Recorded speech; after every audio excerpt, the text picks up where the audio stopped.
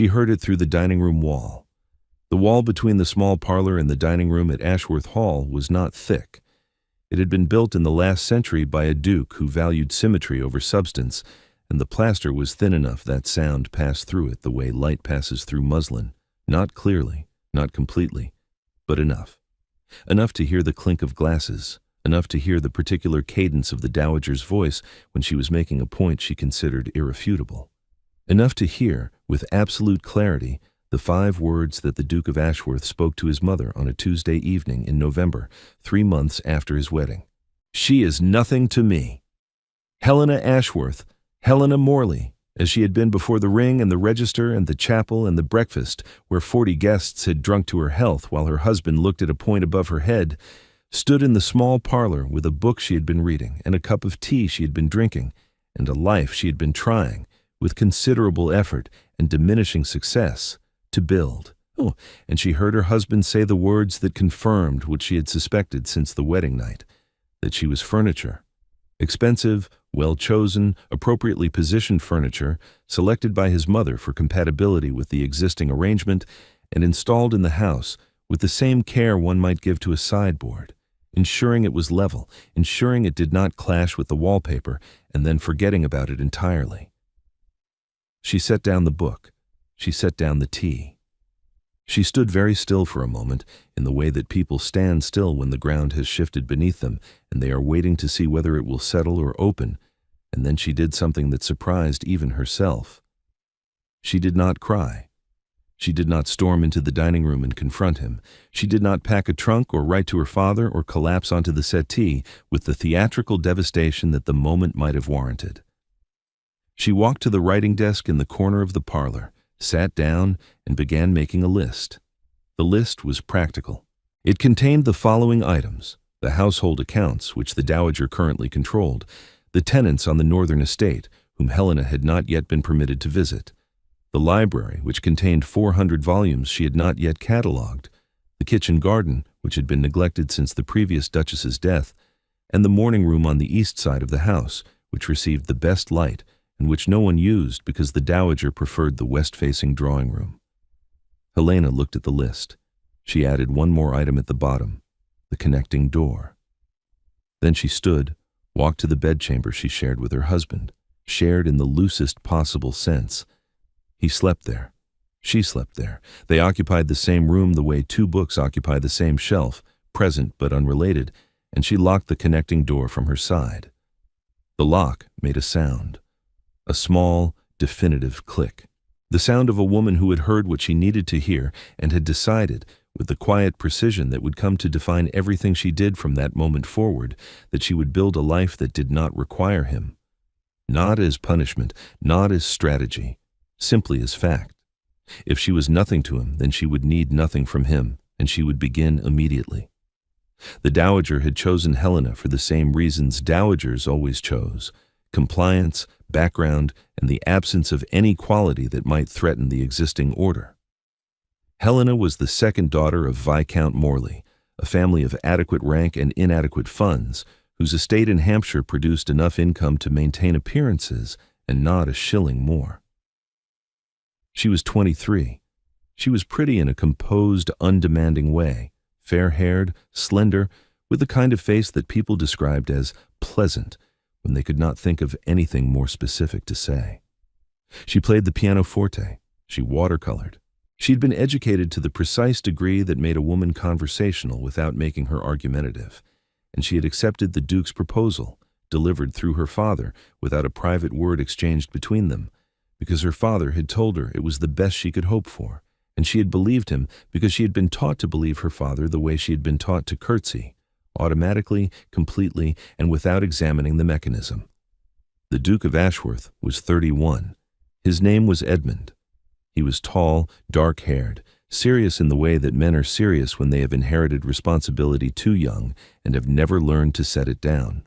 He had been Duke since he was 23, when his father had died of a stroke in the House of Lords, literally in the chamber, mid-sentence during a debate on the Corn Laws, and he had spent the subsequent 8 years managing the estate, attending the Lords with the grim regularity of a man honoring a death, and allowing his mother to manage everything else.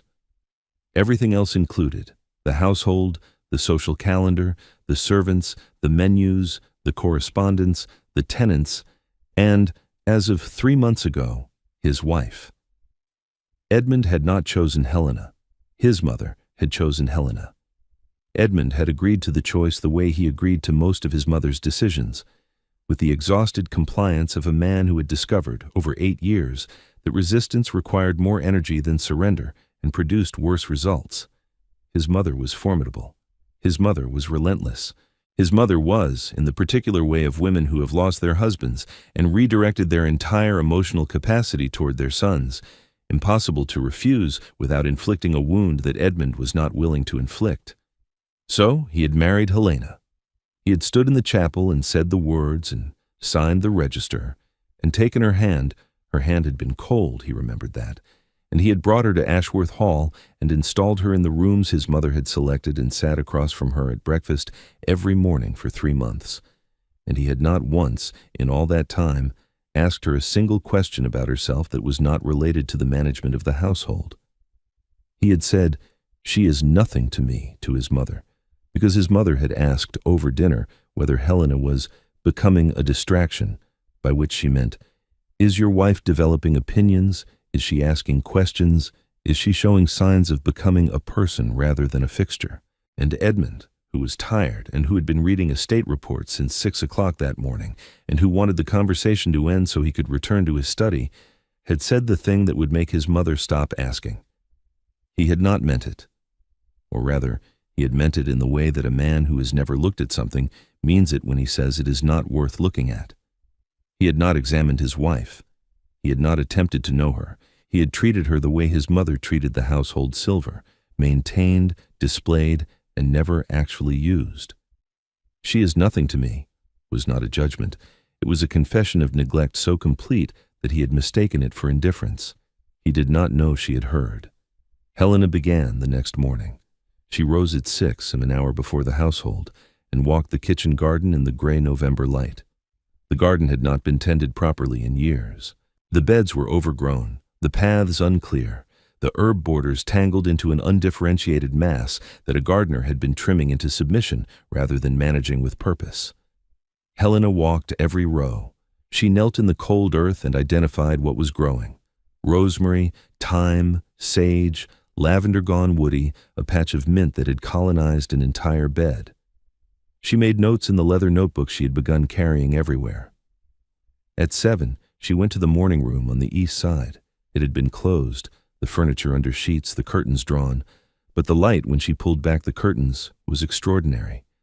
Pale winter morning light, clear and cold and honest, the kind of light that did not flatter but revealed, and Helena stood in it and thought, "This is mine now."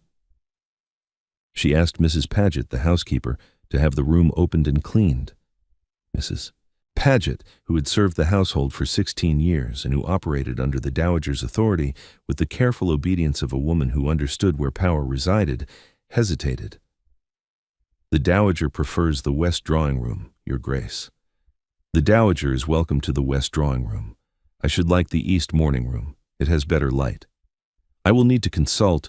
"You do not need to consult anyone. I am the Duchess. This is my household. Please have the room opened by noon." Mrs. Paget looked at Helena with the expression of a woman revising an assessment she had made 3 months ago and found wanting. She had dismissed the new Duchess as another of the dowager's selections, pleasant, compliant, forgettable. The woman standing before her in the gray morning light with dirt on her hands from the kitchen garden and a notebook under her arm was not forgettable. "By noon, Your Grace," Mrs. Paget said. Helena took the morning room. She took the kitchen garden. She took the household accounts, not by asking, but by requesting the ledgers from Blackwell the steward and reviewing them at the desk she had installed in the morning room in the cold, honest light with the precision of a woman who had been raised in a household where money was counted carefully because there was never enough of it. She found inefficiencies. She always found inefficiencies. It was, she was discovering, a talent she had not known she possessed because no one had ever given her anything to apply it to. The coal supplier was charging above market rate. The linen rotation had not been updated in 6 years. The tenants on the northern boundary had submitted 3 repair requests that had been filed and forgotten. She fixed them. She wrote to the coal supplier and negotiated a lower rate. She reorganized the linen rotation with Mrs. Paget, who had gone from reluctant compliance to active collaboration within a week. She visited the northern tenants personally, in the Dowager's carriage, a small act of territorial assertion that the Dowager noticed and did not comment on, which was itself a form of comment. The Dowager noticed all of it. She noticed the morning room. She noticed the kitchen garden. She noticed the household accounts, which had been her domain for 8 years and which were now, quietly and irreversibly, no longer hers. She noticed that Helena rose at 6 and walked the garden and sat at her desk by 7 and managed the house with a competence that the Dowager had not anticipated and could not, without appearing petty, object to. She said to Edmund, over luncheon, "Your wife has taken the morning room." "Has she?" "She has reorganized the linen rotation." "I see." "She visited the northern tenants yesterday, without informing me." Edmund looked up from his plate.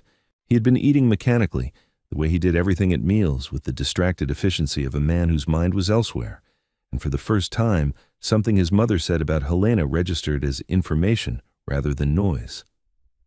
"She visited the tenants?" "In my carriage.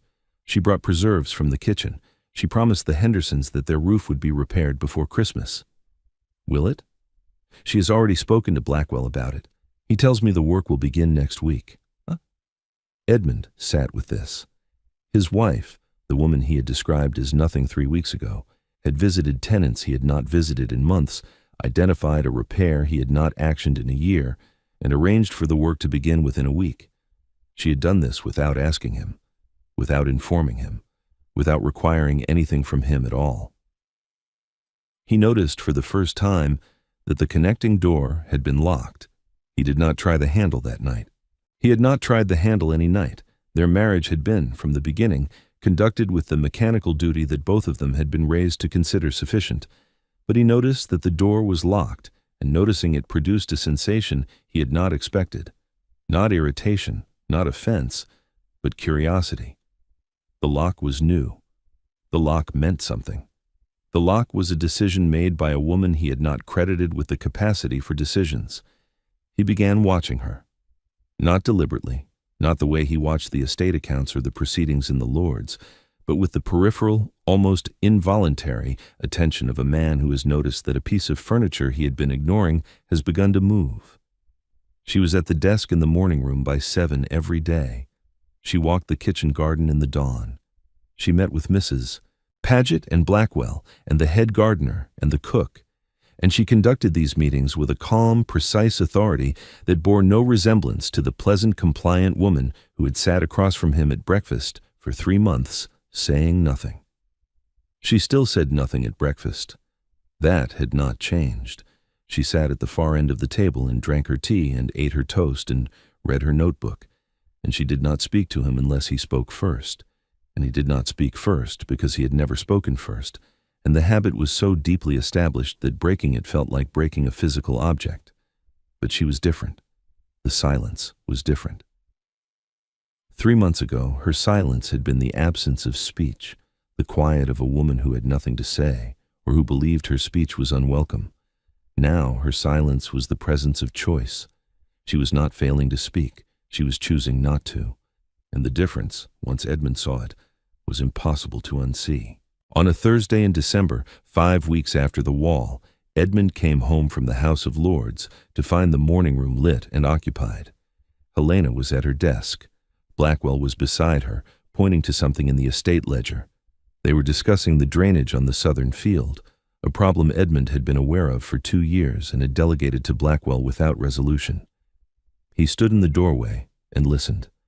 Helena was proposing a solution, rerouting the channel through the existing ditch line rather than digging a new one, which would halve the cost and could be completed before the spring planting. Blackwell was nodding. Blackwell, who had served 3 dukes and who deferred to no one except the man who paid his salary, was nodding at Helena's drainage proposal with the expression of a man who had just been shown something obvious and was embarrassed not to have seen it himself. "That's a good solution," Edmund said from the doorway. Helena looked up, Her expression did not change. The composed, pleasant mask remained exactly where it had been since the wedding. But her eyes moved to his face and stayed there for a moment longer than usual, with a quality he could not immediately identify. Not warmth, not coldness, assessment.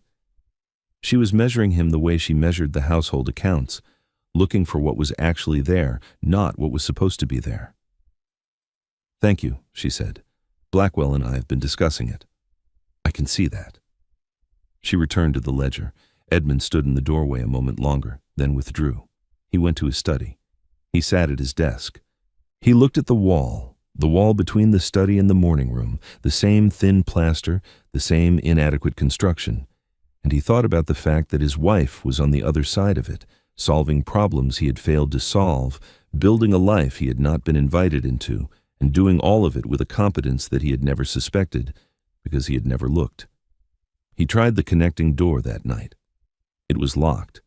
He stood with his hand on the handle, and he felt the lock's resistance, and he understood, with a clarity that arrived like cold water, what it meant. It meant she had heard. It meant she knew. It meant that "she is nothing to me" had passed through the dining room wall the way sound passes through muslin, not clearly, not completely, but enough. He did not knock. He was not ready to knock. Knocking required having something to say, and he did not yet know what that was, because the truth, the actual truth, the one he was only now beginning to assemble from the evidence of the past 5 weeks, was more complicated than anything he had ever said to his mother over dinner. The truth was that Helena was not nothing. Helena was, in fact, the most interesting thing in his house. She had simply been so quiet about it that he had mistaken her silence for absence, the way one mistakes a still lake for an empty one and does not think to look beneath the surface. Christmas came. Helena organized the tenants' dinner, a tradition that had lapsed since the old Duke's death. She arranged it herself with Mrs. Paget and the cook, and she invited every family on the estate. And she stood at the door of the great hall and greeted each one by name, because she had spent 5 weeks learning their names and their children's names, and which families needed firewood, and which needed the physician, and which simply needed someone to ask how they were. Edmund attended the dinner. He sat at the head of the table and watched his wife move through the room, not performing hospitality, but practicing it, with the genuine, unself-conscious warmth of a woman who had discovered that she was good at caring for people and had decided to do it whether anyone noticed or not. The Hendersons came. Their roof had been repaired. Mrs. Henderson held Helena's hands and said, "God bless you, Your Grace. The children can sleep dry now." And Helena said, "The children should always sleep dry, Mrs. Henderson. That is not a blessing. It is a minimum." And Edmund, hearing this from 3 seats away, felt something shift in his chest, not the dramatic upheaval of novels, but the quiet, structural adjustment of a foundation that had been sitting on the wrong ground and had just found solid earth. After the dinner, after the tenants had gone home and the great hall had been cleared and the house was quiet, Edmund went to the connecting door. He stood on his side. He raised his hand. He knocked. There was a long silence. "Yes?" Helena's voice through the door. "May I speak with you?" Another silence. Then the sound of the lock turning, not quickly, not eagerly, but with the deliberate pace of a woman who was choosing to open the door rather than being compelled to. She stood in the doorway in her nightgown, a shawl around her shoulders, her fair hair unpinned for the evening. She looked at him with the same assessing expression she had given him in the morning room, the look of a woman who measured things accurately and did not round up for comfort. "I heard what you said," she told him, "in November, through the wall. I heard you tell your mother that I am nothing to you." Edmund did not deny it. He did not explain it. He did not offer the context, his exhaustion, his mother's persistence, the path of least resistance that had governed every conversation he had ever had at that dining table. "I know," he said. "I have known for 5 weeks. Not because you told me, but because everything you have done since that night has been the response of a woman who heard something that broke something and who decided to build her own house inside mine rather than live in the ruins." Helena's hands tightened on her shawl, but her face did not change. "You took the morning room because the light is honest, and you needed honest light. You took the kitchen garden because it was neglected, and you do not tolerate neglect. You took the household accounts because they were wrong, and you cannot leave wrong things unfixed.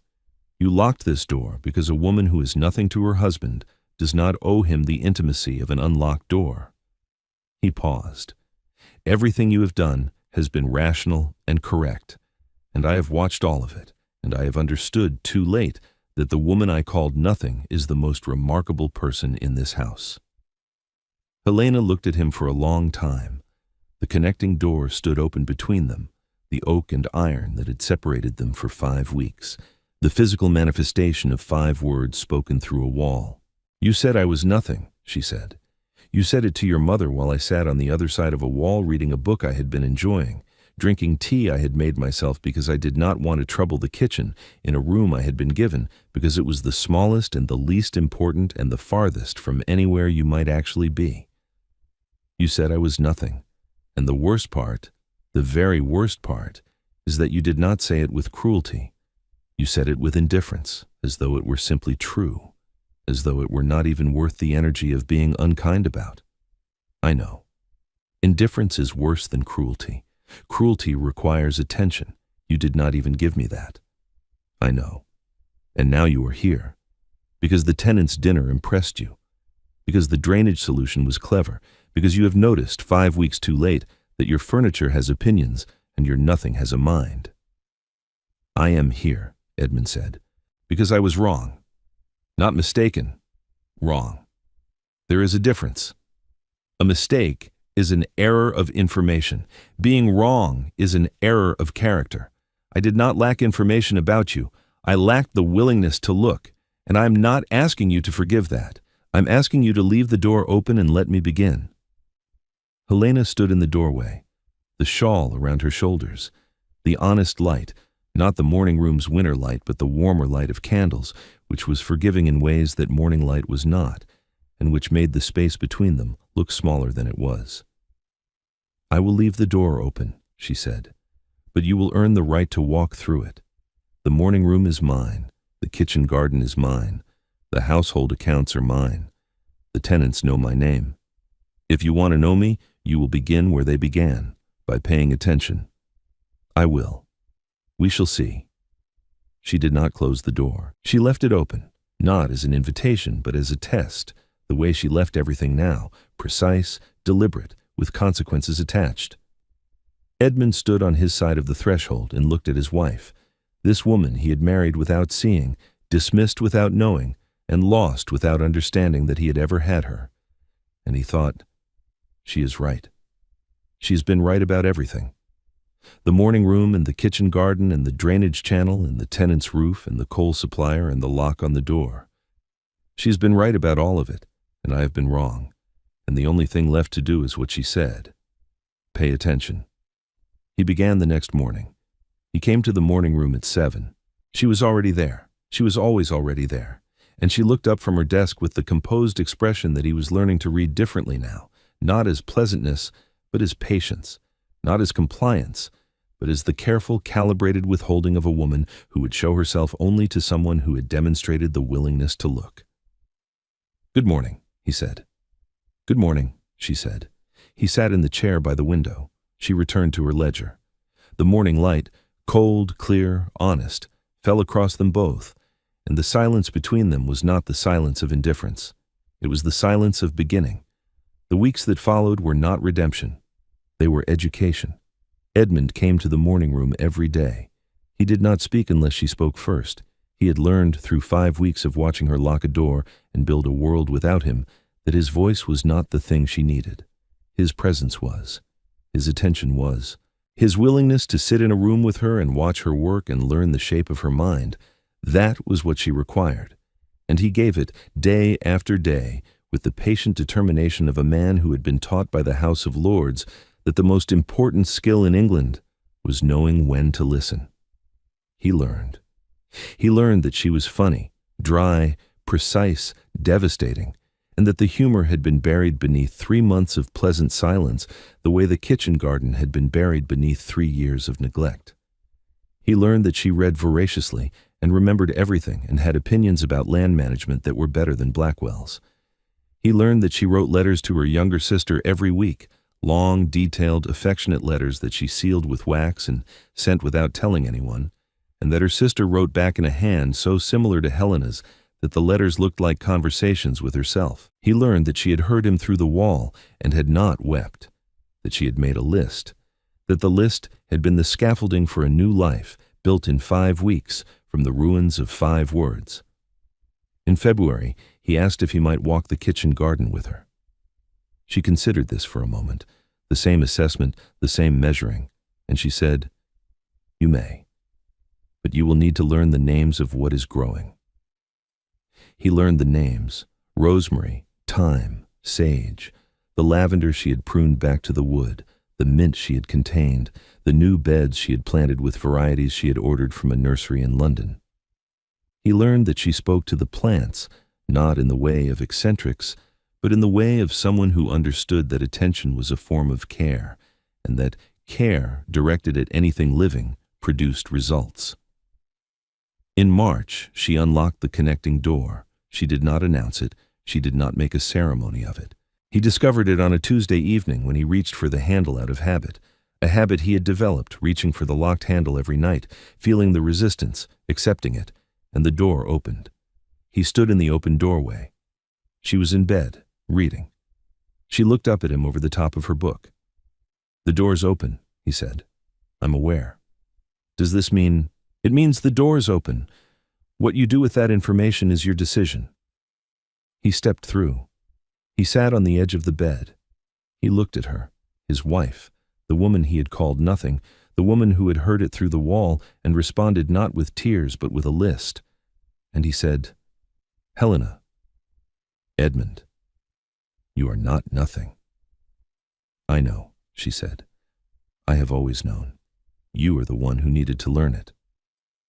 The dowager had been watching the transformation with the particular discomfort of a woman who understood that power was shifting and could not identify the mechanism. Her son was in the morning room at 7. Her son was walking the kitchen garden. Her son was attending tenants' meetings and asking Helena, not his mother, not Blackwell, about drainage and coal suppliers and which families needed the physician. She came to the morning room on a morning in March, uninvited, and found them together. Helena at the desk, Edmund in the window chair, a silence between them that was not the silence of strangers, but the silence of 2 people who had learned to occupy the same space without performing. "You have changed," the dowager said to Edmund. "I have. She has changed you. She has shown me what was already here. I was not looking." The dowager looked at Helena. Helena looked back at the dowager with the composed, pleasant expression that had won the dowager's approval a year ago. The same expression, the same face, but the woman behind it was no longer the woman the dowager had selected. The woman behind it had heard 5 words through a wall and built an entire life in response, and that life was now so thoroughly established that the dowager's authority had not been challenged or overthrown, but simply rendered unnecessary. "You were not what I expected," the dowager said. "No," Helena said. "I was what you chose. The difference is that you did not look closely enough at what you were choosing." The dowager opened her mouth. She closed it. She turned and left the morning room, and in the corridor she stopped and stood very still for a moment, in the way that people stand still when they are revising not just their assessment of a situation, but their assessment of themselves. She had chosen Helena for compliance. She had received a woman who had been compliant because no one had given her a reason to be anything else, and who, when given the reason, 5 words, a thin wall, a cup of tea gone cold, had become something the dowager had not accounted for. A duchess. She retired to the dower house in April. She did not frame it as defeat, she was too intelligent for that, but as a natural transition, which was the phrase she used to Lady Whitfield, who had originally recommended Helena with the specific endorsement, "She will give you no trouble." "She gave me no trouble," the dowager told Lady Whitfield over tea in the dower house drawing room. "She gave me something considerably more inconvenient. She gave me a daughter-in-law who is better at running the estate than I am. It is very difficult to object to competence, Harriet. One simply has to admire it and get out of the way." Their daughter was born the following winter. They named her after Helena's mother. Charlotte, and on the morning after the birth, Mrs. Paget brought tea to the morning room, where Edmund was sitting in the chair by the window holding the baby, while Helena slept in the bedchamber next door with the connecting door open. And Mrs. Paget looked at the Duke holding his daughter in the cold, honest light and said, "The Duchess changed this house, Your Grace." She did. She changed you as well, if I may say so. You may, she would say you must. Mrs. Paget smiled, a rare event noted by the kitchen staff when she returned downstairs, and she left the morning room. Helena's sister visited that spring. Her name was Lucy, and she was 19, and she arrived at Ashworth Hall with 2 trunks and the wide-eyed astonishment of a girl who had grown up in a house where money was counted by the shilling and was now standing in a hallway that contained more silver than her father's entire estate was worth. She found Helena in the morning room, of course in the morning room, and she sat in the window chair that Edmund had claimed, and she said, "You are different." "Am I?" "You are. Larger. Not physically. But you fill this room. You fill this house. At home, you were always the one who made herself small. Father said you were the agreeable one. Mother said you were the easy one. I always knew you were neither of those things. I just didn't know what you were instead." Helena looked at her sister. She thought about the wall, the thin plaster, the 5 words, the list she had made that night, the household accounts, the tenants, the library, the kitchen garden, the morning room, the connecting door. She thought about how close she had come to responding differently, to crying, to confronting, to packing a trunk and returning to Hampshire, where she would have been the agreeable daughter again, the easy one, the one who made herself small because the alternative was too frightening. "I am the same person," Helena said. "I simply stopped making myself small." "What changed?" Helena considered telling her sister about the wall, about the words, about the night she made a list instead of weeping. She decided against it, not because it was a secret, but because the story, reduced to its facts, sounded like a story about a cruel husband and a wounded wife, and that was not what it was. It was a story about a woman who had been given no reason to expand until the moment she was given every reason, and who had discovered, in the space between a locked door and an open one, that she had been carrying the capacity for an extraordinary life inside a pleasant, compliant, nothing-shaped container, and that all it had taken to release it was a thin wall and the truth. "Everything changed," she said, "and nothing changed. I simply opened a door." Edmund sat in the honest light with his daughter and listened to the silence of the house, which was not the silence of indifference, but the silence of a place that had been rebuilt, room by room, by a woman who had heard the worst thing her husband could say and had responded with a list and a lock and a life so complete that when he finally came to the door, she could open it from a position of strength rather than need. If this story stayed with you, you might find the next one does too. They arrive here like a door unlocked from the inside, whenever they are ready,